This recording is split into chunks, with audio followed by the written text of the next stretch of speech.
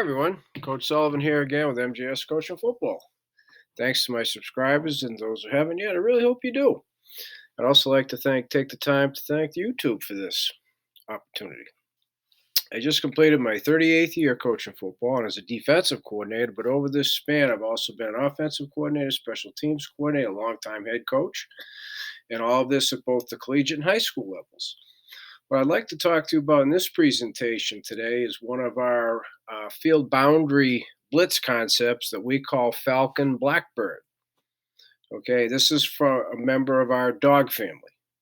Okay, so we're going to essentially be reteaching, so non-subscribers, push that button, a little bit reteach on the dog family as far as the rules and technique. But then this is based today upon one wide receiver, which determines who's available to blitz and then who's available to cover. And it also allows us to get a +1 in the box. Okay, so over here, right, it's Falcon Blackbird versus one wide receiver. It's out of our base concept, which non-subscribers, I don't mind telling you, that means we always have, two high safeties, but minimum box numbers, but that's where that +1 comes in. Okay, it's going to be versus 11 personnel today in this presentation. You can do it versus any and all personnel groups. And however, it is ball in the hash only. Okay, so I'm going to go over these key terms and then bring these key terms to life over here in the diagram. Okay, which I'll go over that before I do that once I go through the terms. All right, so first of all, ball in the hash. Why ball in the hash only? Well, for starters, this is a field boundary blitz concept. Okay, every offense I have ever defended has field and boundary tendencies based upon offensive personnel groupings. Every offense. Okay, so based upon those tendencies, we just take pressures we already have. Today it's going to be a dog blitz, which we've already taught. And now we just teach our players how to recognize how many wide receivers there are, to field if I determine we're coming from field, or boundary if I determine we're coming from the boundary, and that dictates who's going to blitz. Okay, and so it's the hash only for that reason, and it's a definitive landmark. It doesn't get any more definitive than that. So in the press box, my spotter starts off with the simple near hash, far hash. Otherwise, it's near upright, far upright, middle. I have to hear near hash or far hash, or this isn't even a thought. Okay, but that's the reason. Second thing, today, Falcons. Okay, that means dog blitz from the field, right? F Falcons, F field. Okay, versus one wide receiver, it's always the free safety. So non-subscribers, you're going to have to push that button, okay? Get access to everything.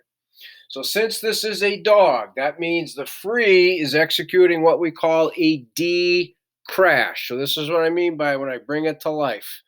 There's lots of little nuances that are a part of this. So when it's a D crash, it means he's force versus run, cage versus pass, boot defender. He plays for the boot. And he also peels in one scenario if the running back is flaring to him. Okay, all of those things. So that'll be brought to life in the diagrams. Part of the dog, number 4, involves there's a C scrape. And that is the first inside linebacker, okay, on the call side. And he's going to read the offensive tackle and go butt side. And what makes it simple, non-subscribers, is they are normally in our 3-4 play side. They are the C gap defender. So this isn't anything new. Okay. So speaking of number 5, the dog family itself, this is part of the reteaching. Remember, 4 off a side when it's a straight dog, right to the call side, 4 off a side. Now I'm going to show you how we accomplish that. Okay.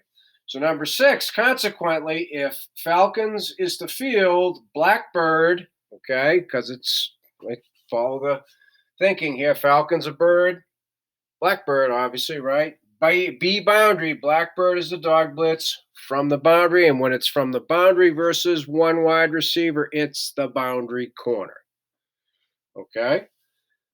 So then consequently, number 7, stick tag is when the D end on the call side sticks A, which bumps nose A away. So now we're only 3 off a side.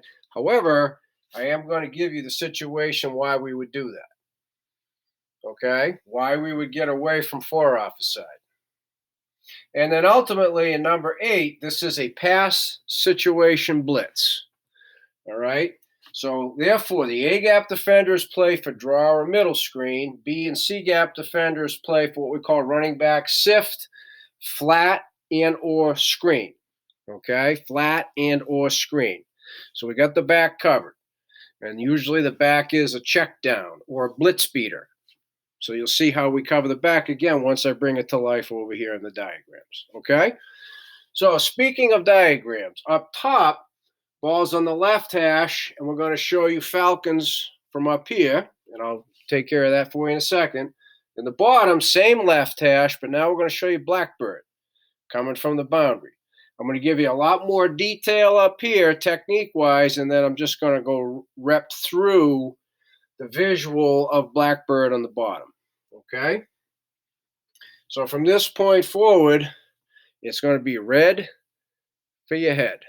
Okay? So now up top here, Falcons. So the way it works, we start off with, I hear near hash, far hash. So we'll just say for the presentation purposes, near hash, near hash, near hash. So I tell the kids, players, we're going to the field. So they immediately can scream Ringo because they know that much.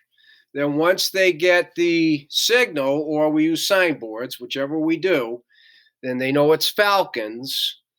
Then, because the offense comes out and they see they have one wide receiver because they have to wait, so we'll just assume it's regular tempo, whether it's huddle or no huddle, because even in no huddle, regular tempo, the whole offense looks to their sideline, right?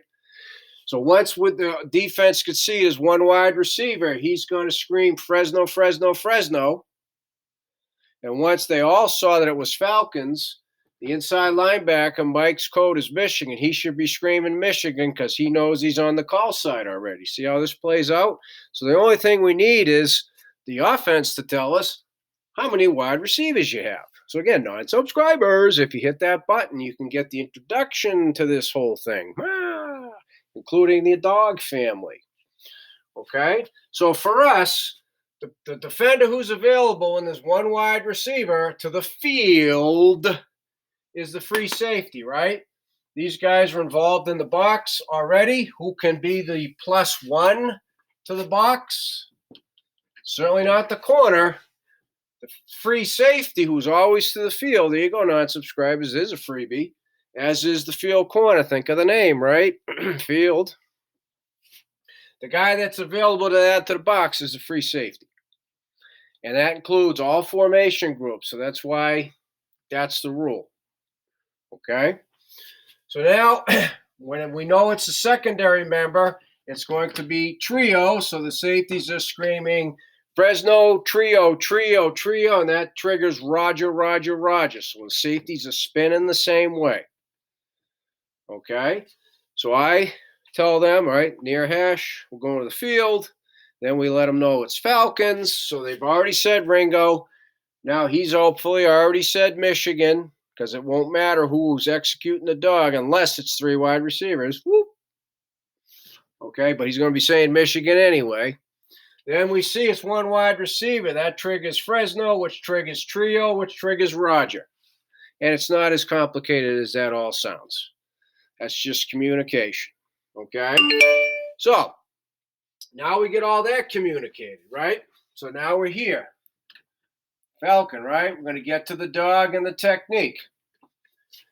So for the safety, who you see is 2x12, Fresno, Fresno, Fresno, it's automatic. He's the dog, so he's got 4, so he doesn't have to say Sky. It's just a little reminder for you. Okay? We have what are called snap indicators. And so in the gun, which this is, I'm just going to say when the quarterback pumps his fist, that triggers what we call the screw timing. Screw means safety coming down toward the line of scrimmage. Screw down. The technique to do that is what we call creep. Okay? So the safety has a staggered stance like that. Okay? The inside foot is the up foot. All right? So the creep technique, boom, inside foot goes first. So the speed of the creep might vary, but that's what the creep means, because now it goes turn like this. As he gets near the line of scrimmage, and I'll show you where we want him to be, he wants the heel off the ground so he can dig off that front toe and cross over on his get off. So, boom, here comes the creep. The landmark where we want him to be so he's never offside is between the inside linebacker and the heels of the outside linebacker. Be in that landing area, because then he could see the football. He's in a good position to take his course, so he can accomplish forcing the run cage, play the boot and peel with the running back flare to him. Okay? So I told you there was a lot of explanation up top. So when he gets here, he's going to see the football, and his get off is predicated by the ball, movement of the ball. All right? So he'll never be offside, so he'll never get caught in a freeze count. So the ball moves. The D-crash landmark is the deepest hip in the backfield. So in pistol, it's the hip behind of the tailback who's behind the quarterback or the running back, right? Whatever terminology you use. Okay? So now he's in a position to force the run, cage the quarterback on pass, play boot coming back to him, and then this scenario. What's meant by running back flare? I'm going to do it in red. One of the blitz beaters that we see is just the running back running a flare route, so the quarterback reads the dog, and that's the blitz beater, or at least they think it is. Well, that is the only scenario where the dog will peel. That, and he's going to do that same thing if they were running speed option, just trying to pick up some yards and punt the football if it's third and long, right? Okay, that's it. That's the flare. That's the one that he'll peel off. Boom, done. Okay? So now, C-scrape. First inside linebacker call side. So let me get back to this. There's number one off the side, right? On the snap of the football. Since C-gap begins on the outside edge of the tackle, that's where he's scraping. This isn't a read. On the snap, that's where he's scraping. C scraping, that's his landmark. Okay, so remembering this is a pass situation blitz. Let's say that the offensive tackle does that.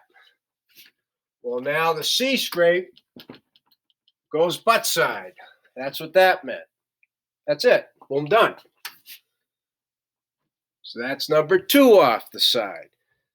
In a straight dog, defensive end call side, slants B, no slants A to the call. There's 3 and 4. That's the 4 off the side. That's the straight dog. All right, see how that works?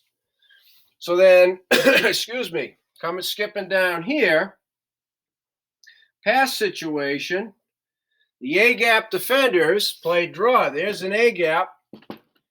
He goes running back away. He's first A-gap. He's the other draw defender. Those are the two A-gaps. Okay? Now, if the running back comes to him, period,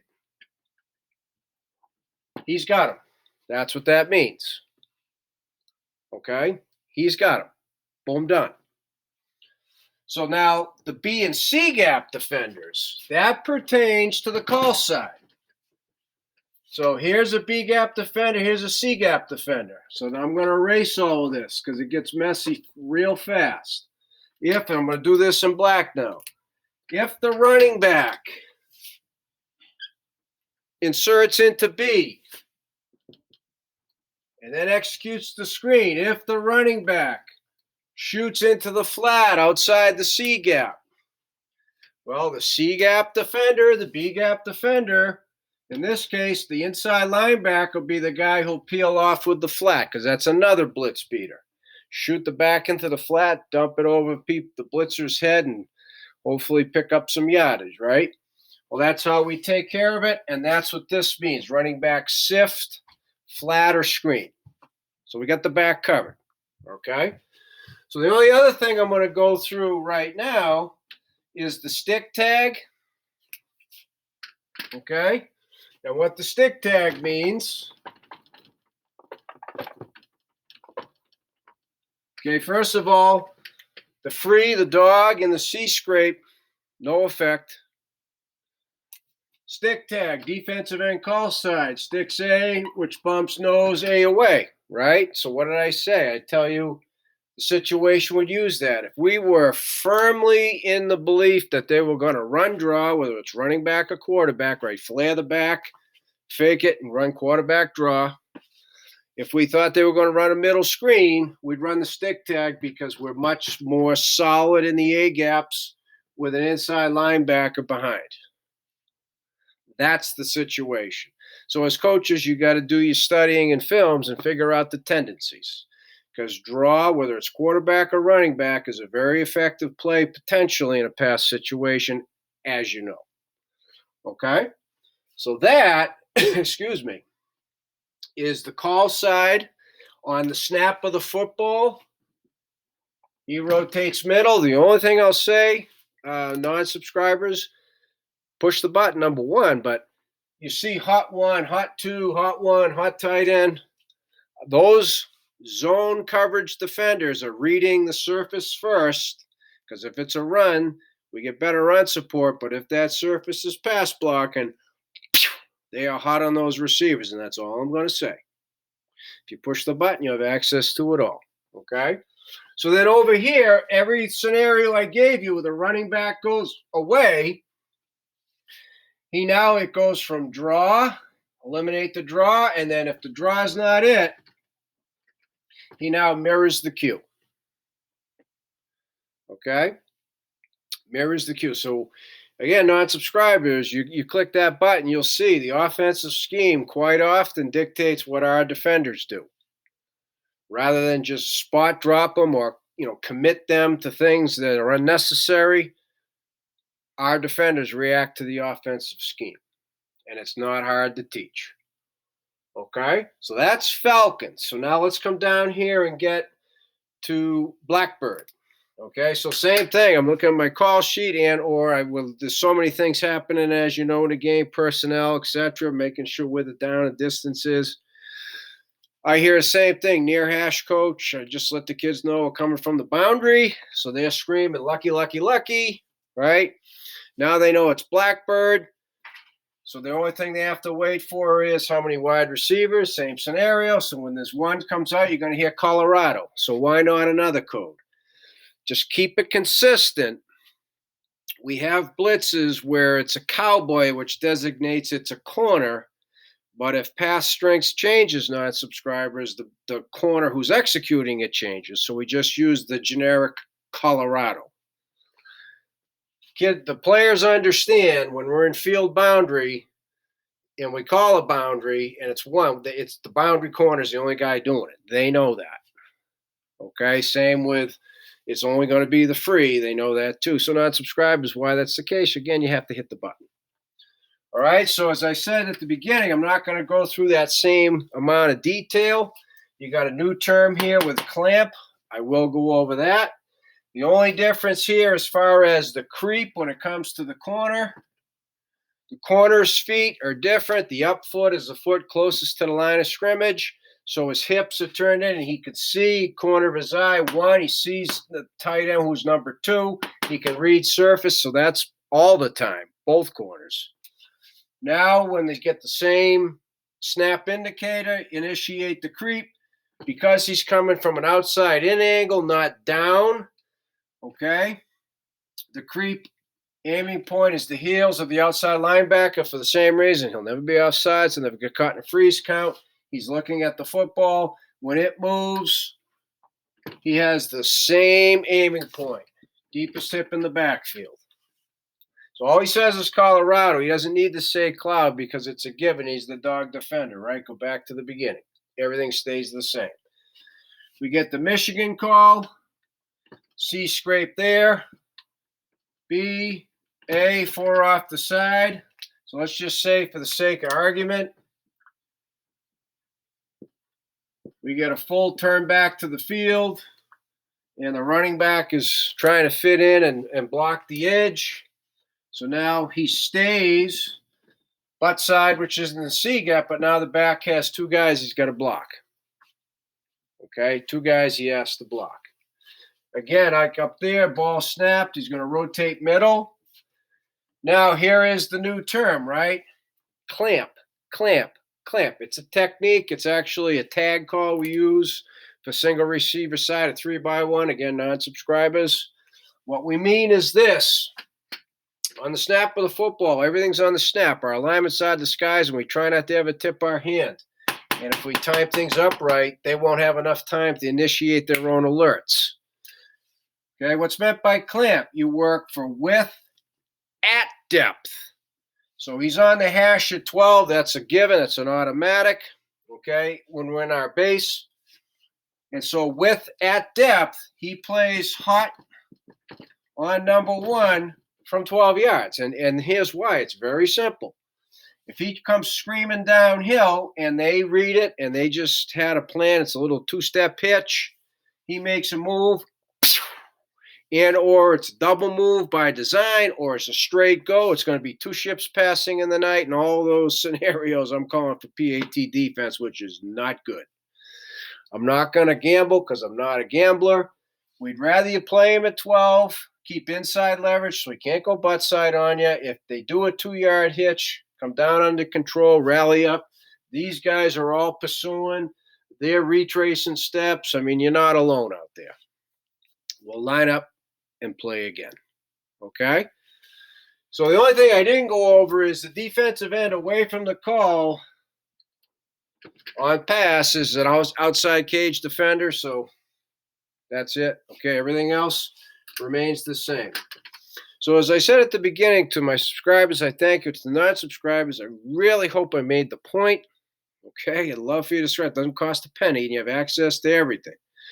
To everybody else, my email up top there, CoachMJSullivan@gmail.com. Okay, starting to happen. When it does, I'm learning a lot of football. I hope I'm helping people on the other side of the screen, and that's what this is all about. So to YouTube, again, I thank you for this opportunity.